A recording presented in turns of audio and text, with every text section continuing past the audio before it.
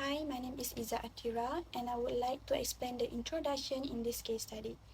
First of all, the minimum wage has been defined as the minimum amount of remuneration required by an employer to pay a wage earner for work performed in a specific period, which cannot be reduced through collective agreements or individual contract.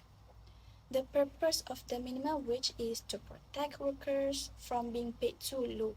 They help ensure a fair and equitable share of the proceeds of progress to all, and a minimum living wage to all who work and need such protection. Other than that, the minimum wage can also be one of the policy elements to overcome poverty and reduce inequality, including between men and women, by promoting the right to equal remuneration for work of equal value. The minimum wage policy is important to ensure that no working class is oppressed by very low and unreasonable wage, especially workers who have no education or lack of knowledge working in basic jobs. This will help them lead a better life. Setting the minimum wage will indirectly increase the purchasing power of the people, thereby improving their standards of living. Employers are also urged not to make the minimum wage the standard wage. Employees should be paid commensurate with their qualification or work. This effort is in line with the government's goal to transform Malaysia into a sustainable developing country that promotes fair, equitable, and inclusive economic distribution. Hi, my name is Sifarisha and I will explain about the problem identification in this case study. First, minimum wage increases only benefit the formal sector workers, whereas a large proportion of informal sector workers are not covered by the minimum wage legislation. Second, non-compliance of minimum wage legislation was rampant among all sectors. And the last one is minimum wages can be an optimal redistribution policy tool when a rise in wages is complementary with a reduction of tax. So, these are the solutions for the problems that have been identified. Firstly, the effect of income growth is the strongest poverty alleviation. It is stronger than the effect of income distribution. The income growth is driven by the minimum wages. It is somewhat able to mitigate adverse effect of change in distribution on the rise in poverty. Next, based on the article, the headcount measures that 43% of others are poor, while the proportion of poor people for other ethnicities are 35% for the Malays, 39% for the Indians, and 6% for the Chinese. The distribution of population indicates that the Malays dominate 63%, Chinese 28%, Indian 90%, 9%, and others is 1%. According to the population size, Malays are the poorest among the ethnic group. Thirdly, consequently, it becomes essential for Malaysia's government to strictly enforce minimum wages towards all sectors in order to achieve macroeconomic objectives such as full employment, growth in the economy, and equitable distribution of income. From that, to stimulate economic growth, government need to implementing minimum wages so it can improve the standard of living for low-income workers.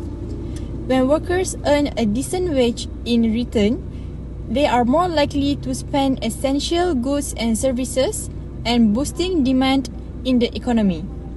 As a result, this will increase consumption, can lead to higher production, job creation, and overall economic expansion. More than that, higher wages can enhance worker productivity and reduce turnover, contributing to a more stable and efficient labor market. In conclusion, this case study estimated the potential impacts of minimum wages on poverty alleviation among different ethnic groups in Malaysia.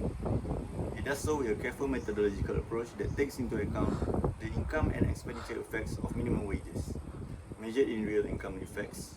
The findings from the simulation suggest that the minimum wages potentially boost wages of the poor people, which in turn reduce poverty for all ethnic groups.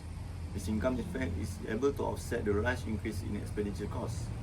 The poverty rates for the Malays and Chinese could not be reduced in a large extent because the size of informal workers for these ethnicities are large.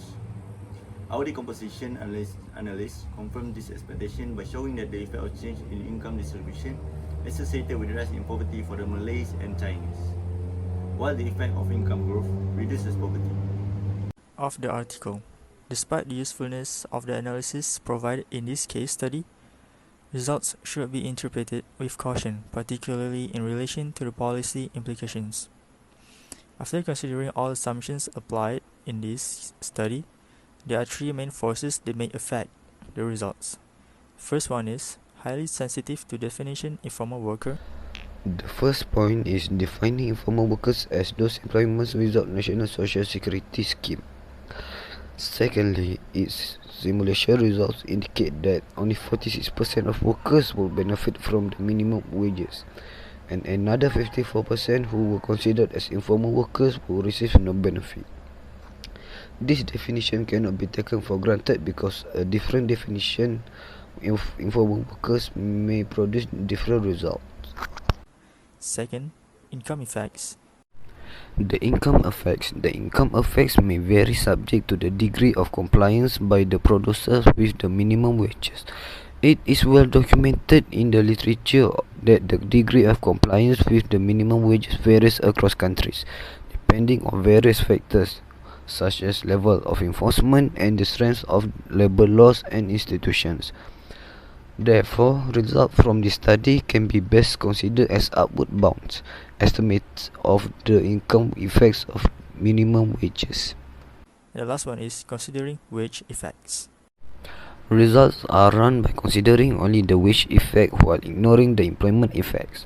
Minimum wages not only promote additional earnings but also may reduce demand for employment in response to the higher labor costs. These results are considered to be highly relevant for the short-run analysis. However, for the long-run analysis, the result may no longer hold after taking into account substitutability among production inputs.